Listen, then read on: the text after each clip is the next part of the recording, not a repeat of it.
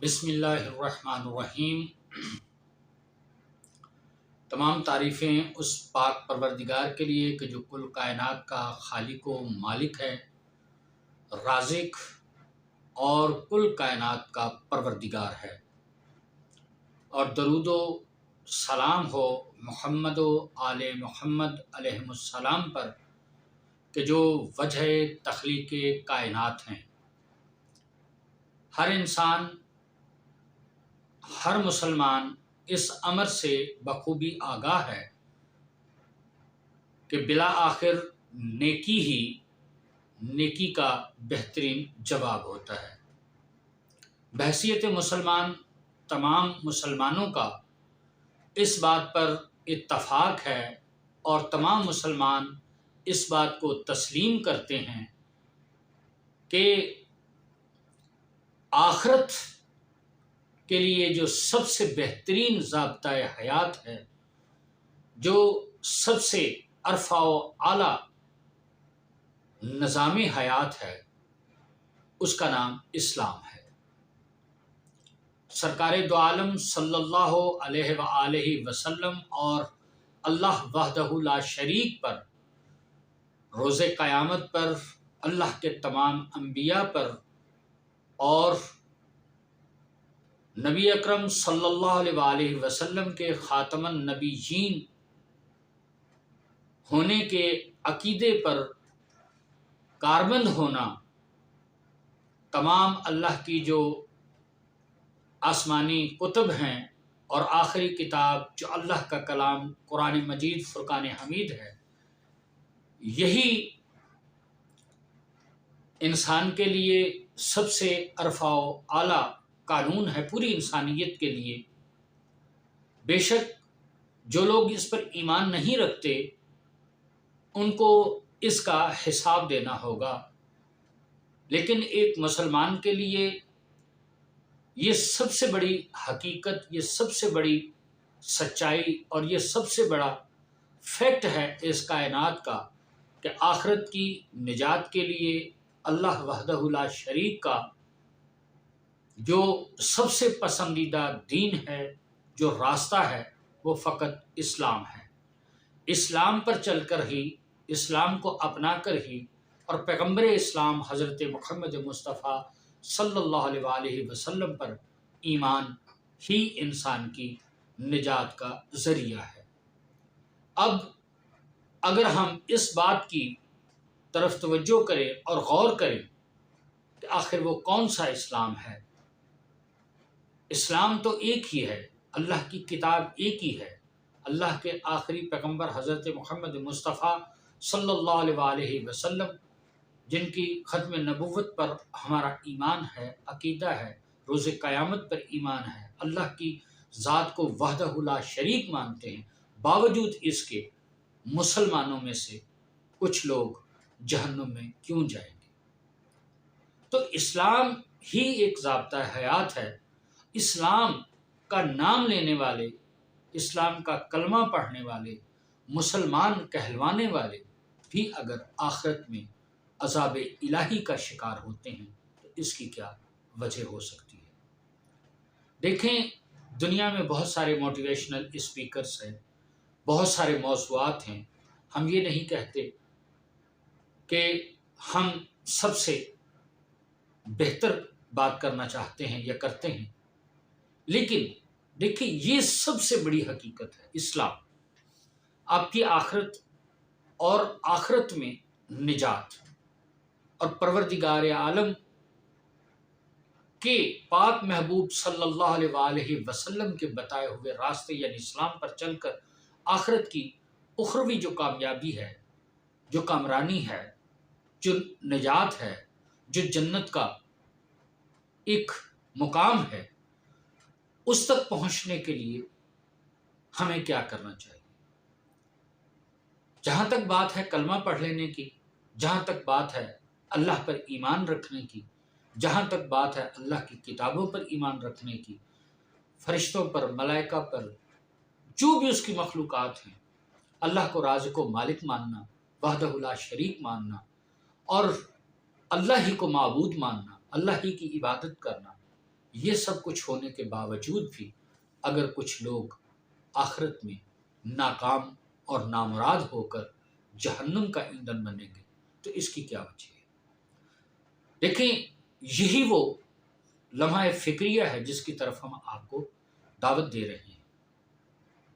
کہ سب سے بڑا موضوع، سب سے اہم موضوع اور سب سے اہم ضرورت جو انسان کی اور خاص طور پر ایک مسلمان کی ہے وہ آخرت ہے اور آخرت میں نجات ہے۔ تو اس حوالے سے یہ کتنا اہم ٹاپک ہے، کتنا اہم موضوع ہے۔ ہم سیاسیات پر بات کریں، اخلاقیات پر بات کریں، ہم جو دنیا کے معاشرتی مسائل ہیں ان پر بات کریں، جو نظام حکومت رائج ہیں ان پہ بات کریں، ہم ملکوں اور سرحدوں کی بات کریں، ہم کھیلوں اور جو دیگر مشاغل ہیں انسان کے ان کی بات کریں، انسان کے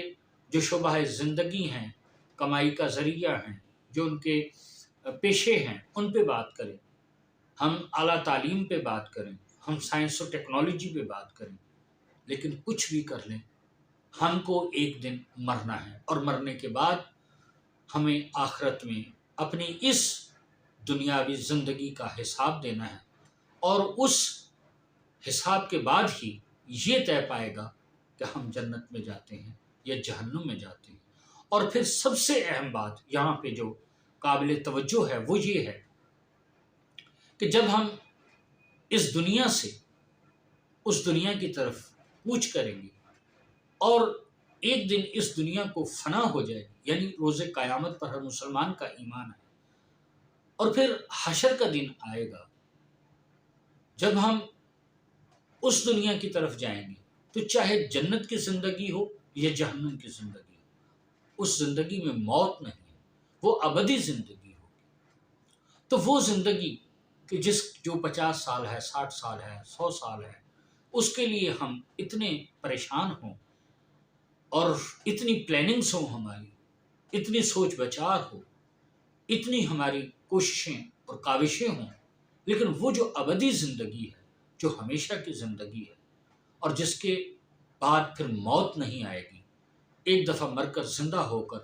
جب ہم دوبارہ زندگی اپنائیں گے تو پھر اس کے بعد موت نہیں ہے، دوبارہ زندہ ہوں گے تو پھر موت نہیں ہے، وہ چاہے زندگی تو وہ جو ابدی زندگی ہے، ہمیشہ کی زندگی ہے، اس کے لیے ہمیں فکر نہ ہو۔ ہم یہ نہیں کہتے کوئی شیعہ ہو جائے، کوئی سنی ہو جائے، کوئی وہابی ہو جائے، کوئی دیوبندی، لیکن لمحہ فکریہ ہے کہ بحیثیت مسلمان، جیسا کہ سرکار دو عالم صلی اللہ علیہ وآلہ وسلم کی مشہور حدیث ہے کہ یہودیوں کے ہاں 71 فرقے تھے، عیسائیوں کے ہاں 72 فرقے تھے، میری امت میں 73 ہوں گے، یہ متفق علیہ حدیث ہے اور مستند حدیث ہے۔ تو میری امت میں 73 فرقے ہوں گے اور ایک کے سوا باقی سب جہنم میں جائیں گے، ایک ہے فرقہ ناجیہ۔ تو گویا پتہ یہ چلا۔ دوسری مثال آپ کے سامنے قرآن کی سورہ منافقون ہے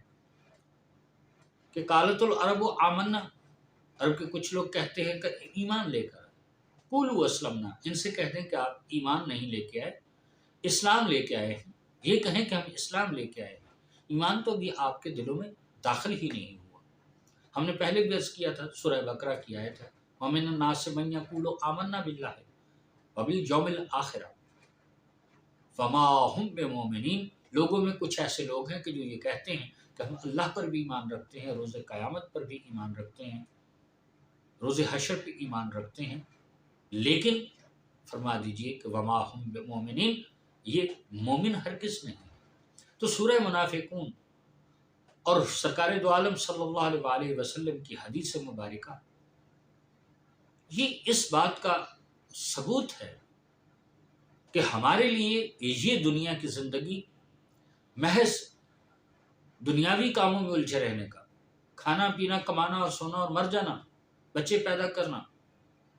اعلیٰ منصب مناصب تک پہنچ جانا،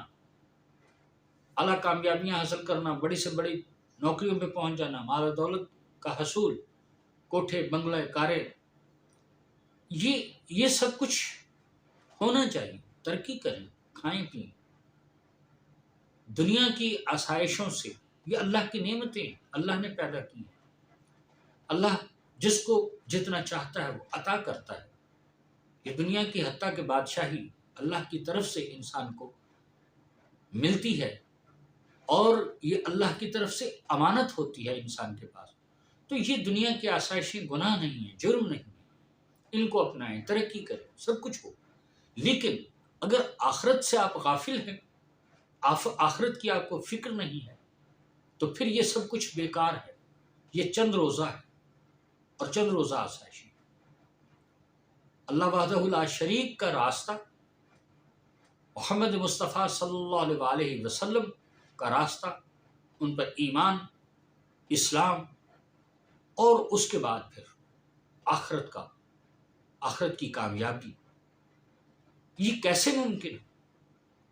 اگر سارے کے سارے مسلمانوں کے لیے یہ کہیں طے ہوتا کہ جس نے ایک دفعہ کلمہ پڑھ لیا پھر جو کچھ مرضی کرتا رہے اس کو جنت مل جائے گی، ایسا ہرگز نہیں ہے. کچھ لوگوں کا یہ خیال بھی ہے کہ انسان کتنا بھی گناہ گار ہو، ایک دن اپنے کیے کی سزا پا کر بھی وہ بالآخر جنت میں چلا جائے گا. ہرگز نہیں. جو جنتی ہے وہ اس دنیا میں ہی اپنی جنت لے کے جائے گا ساتھ، اور جو جہنمی ہے اس کے لیے اس دنیا میں تو وقت ہے، ہو سکتا ہے، لیکن اس دن اللہ کا فیصلہ ہے کہ آج تمہارا وقت ختم ہو چکا ہے، تو جو کچھ کرنا ہے اسی دنیا میں کرنا ہے. اس آخرت کے حصول کے لیے ہمارا مقصد فقط یہ ہے کہ آپ سوچیں، تفکر کریں، غور کریں. یہ چند دن کی دنیا ہے، اس میں الجھے رہ کر محض نماز، روزہ، حج، عبادت، زکوٰۃ اور یہ دنیا داری کی جو نیکیاں ہیں، یہ بہت ضروری ہیں. ان کی کہاں پہ ضرورت ہے یہ ہم کسی دن عرض کریں گے. لیکن محض اس بنیاد پر جنت کا حصول نہیں ہے. دیکھیں، اسلام کی بنیاد دو بنیادی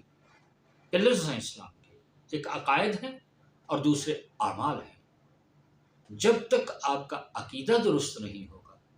آپ کا عمل آپ کو فائدہ نہیں دے گا. عمل بھی اس وقت جو ہے نا آپ کا قابل قبول ہوگا جب آپ کا عقیدہ درست ہوگا.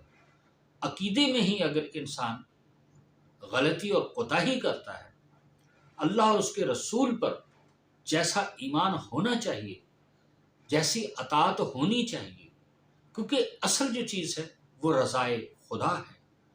پروردگار کی منشا کے مطابق زندگی گزار. بالکل کلیئر آسان لفظوں میں آپ کی خدمت میں عرض کرتا ہوں کہ دیکھیں، بہت مشکل بات ہے، لیکن کیا یزید کے ہاں کلمہ نہیں تھا، قرآن نہیں تھا؟ وہ اس سے مراد اس کا جو گروہ تھا، جو جماعت تھی، وہ لوگ جو اس وقت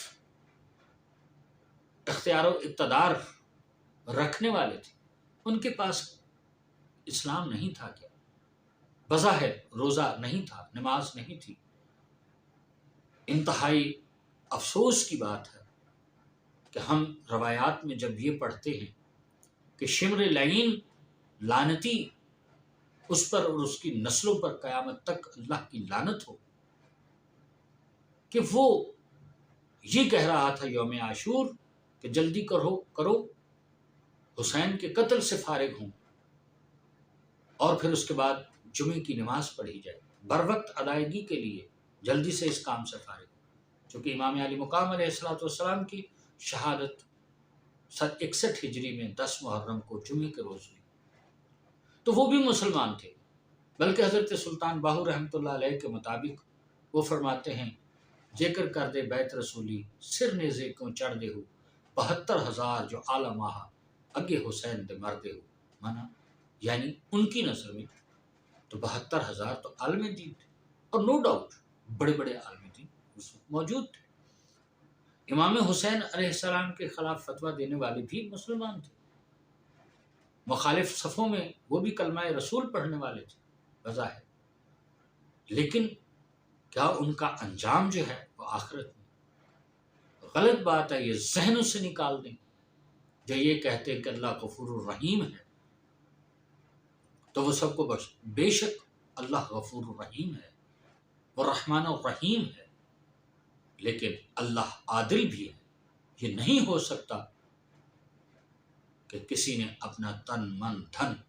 آل اولاد اپنا سب کچھ قربان کر دیا ہو اللہ کی راہ میں۔ اللہ قاتلوں کو، ظالموں کو، فاسقوں کو، کاذبوں کو اللہ آخرت میں اجر عطا فرمائے، اللہ جنت عطا فرمائے، ممکن ہی نہیں ہے۔ بلکہ قرآن تو شاہد ہے اس بات پر، لعنت اللہ علی القاذبین، لعنت اللہ علی الظالمین، اور لعنت اللہ علی الفاسقین۔ جھوٹوں پر خدا کی لعنت، ظالموں پر خدا کی لعنت، فاسقوں پر خدا کی لعنت۔